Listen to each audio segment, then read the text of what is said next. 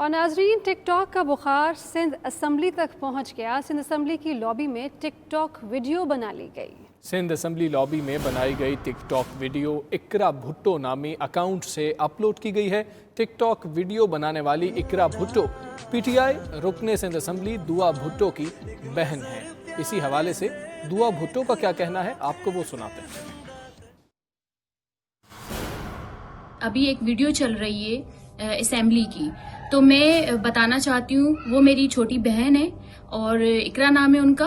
वो उन्हें अंदाजा नहीं था कि यहाँ पर इस चेयर पर बैठकर जो है ये वीडियो नहीं बनानी है, और ये वीडियो लॉबी की वीडियो थी, ये अंदर हॉल की वीडियो नहीं थी, ये लॉबी की वीडियो थी। और मुझे पता भी नहीं था कि इन्होंने ये वीडियो बनाई है। अगर पता होता तो मैं इन्हें बिल्कुल भी बनाने नहीं देती, ना मैं अपलोड करने देती।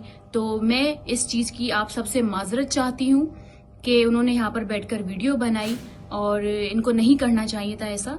तो मैं आप सबसे माजरत चाहती हूँ